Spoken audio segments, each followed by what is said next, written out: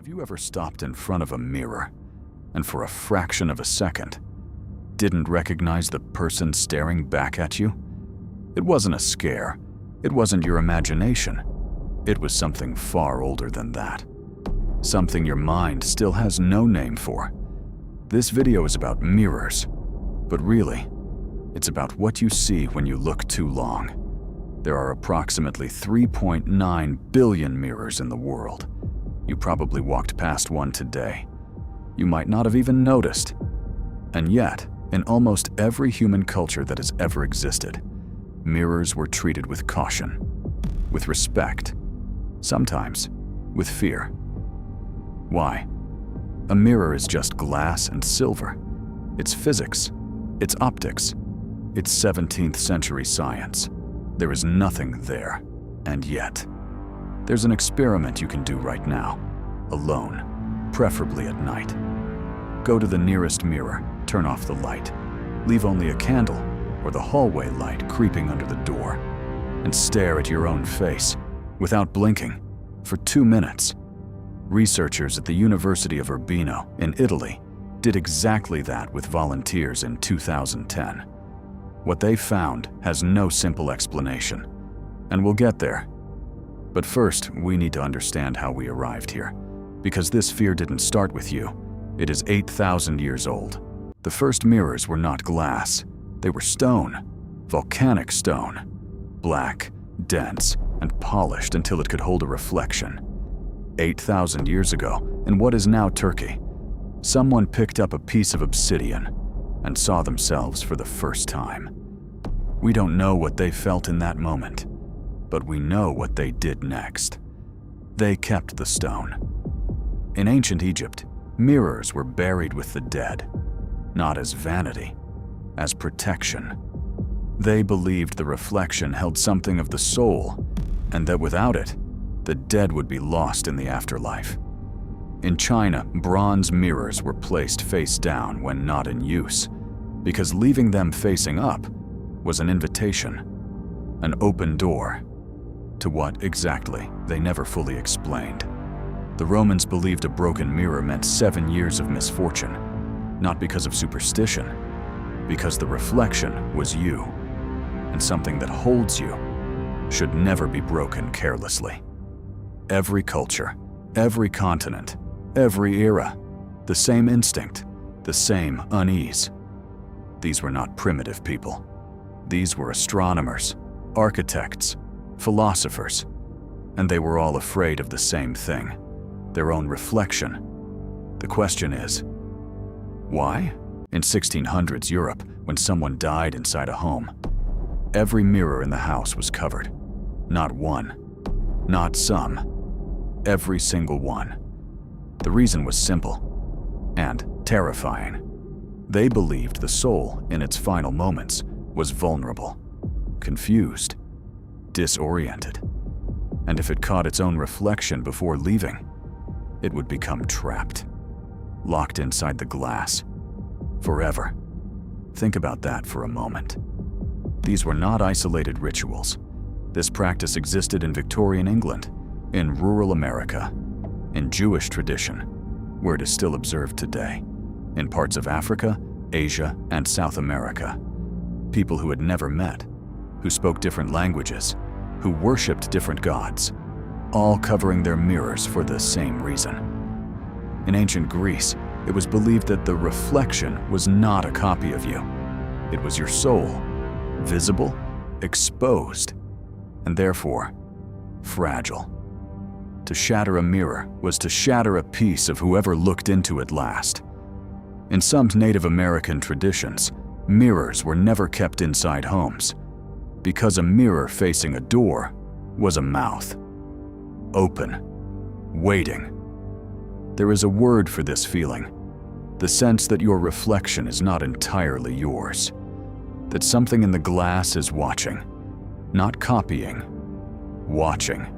Psychologists call it depersonalization, but our ancestors called it something else. They called it the truth. In the 1800s, something strange happened in Europe. Death became fashionable. The Victorians were obsessed with mourning, with grief, with what came after. They photographed their dead, dressed them, posed them next to the living, as if death was just another moment worth remembering. And in the middle of all this, they discovered seances, darkened rooms, candles, a table of strangers holding hands, and a mirror placed at the end of the room, facing the door. They called it scrying, the practice of staring into a reflective surface until something stared back. There are documented accounts, not from superstitious villagers, from scientists, physicists, men who spent their lives demanding proof of everything. And yet, after sitting in front of a mirror in a darkened room for long enough, they reported seeing faces. Faces that were not their own. In 1891, a British physician named James Braid documented patients who entered trance-like states simply by staring at their own reflection. He didn't claim it was supernatural, but he couldn't explain it either. The Victorians didn't invent the fear of mirrors, but they were the first to turn it into a ritual, to sit down in front of the glass, deliberately, and wait. They wanted to see what was on the other side. Some of them claimed they did. In 2010, a psychologist named Giovanni Caputo conducted one of the strangest experiments in modern psychology. He gathered volunteers, sat them in a dimly lit room, placed them in front of a mirror, and asked them to stare at their own reflection. For 10 minutes, without looking away. That was all. No drugs, no suggestion, no hypnosis, just a person and their own face. What happened next wasn't supposed to happen. Within minutes, the volunteers began to see their faces change, features melting, proportions shifting, eyes growing darker, skin losing color. Some saw the face of a stranger. Some saw an animal. Some saw something they couldn't describe. And almost all of them reported the same feeling, that the face in the mirror was not looking back at them. It was looking at them. Caputo called it the strange face illusion. But illusion is a comfortable word, a safe word, because what the volunteers experienced wasn't comfortable. 60% reported feeling a strong sense of presence in the room, a presence that wasn't there when they walked in. This is not folklore. This is not superstition. This is a peer-reviewed study, published in a scientific journal, repeatable, verifiable, and still, no one has fully explained it. Your brain, when deprived of normal visual feedback, begins to fill in the gaps, and what it fills them with is something it finds deeply familiar and deeply wrong. The same face you have seen every day of your life suddenly looks like something else, something older, something that has been waiting for you to look long enough to finally see it. You already know this fear. You felt it before, in a movie theater, in the dark, watching someone walk toward a mirror and bracing yourself for what comes next. Bloody Mary. Say her name 3 times in front of a mirror, in the dark, alone. Most people reading this have done it, or dared someone else to do it. And even knowing it isn't real, there was a moment of hesitation. Wasn't there? Horror films have understood this for decades. Oculus, mirrors, Black Swan, Candyman, Poltergeist, even Snow White. The evil mirror, the lying mirror, the mirror that shows what you don't want to see. These stories keep getting made because they keep working. But here's the question nobody asks. Why does Bloody Mary still work on adults? You are not a child. You understand how mirrors function. You know there is nothing on the other side. And yet, standing alone in a dark bathroom, saying a name into a mirror, still feels like a bad idea. That's not entertainment anymore. That's something older, pretending to be entertainment. The horror genre didn't create this fear. It found it already there, already waiting, and put a name on it. We've been through 8,000 years of history, ancient rituals, Victorian seances, scientific experiments, urban legends, horror films, and now we're here.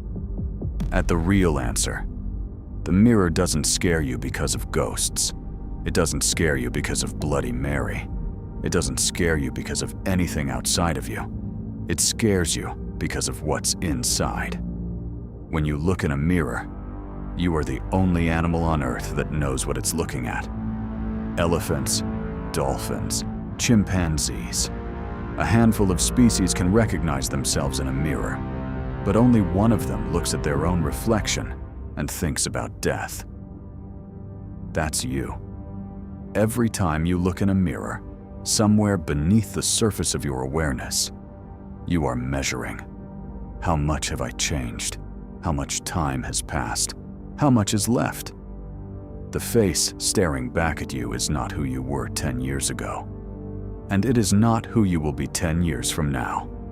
It is a document of everything time has done to you, and everything it will still do. That is what your ancestors felt, standing in front of polished obsidian, standing in front of bronze, standing in front of glass. Not a supernatural presence, something far worse. Their own mortality, made visible, inescapable. So the next time you walk past a mirror at night and something makes you hesitate, don't look away too quickly. Look, because what unsettles you in that moment isn't a ghost, it's you, seeing yourself the way you really are. And somehow, that's the scariest thing of all. If this video unsettled you even for a moment, then you already know the answer. Subscribe. The next one goes deeper.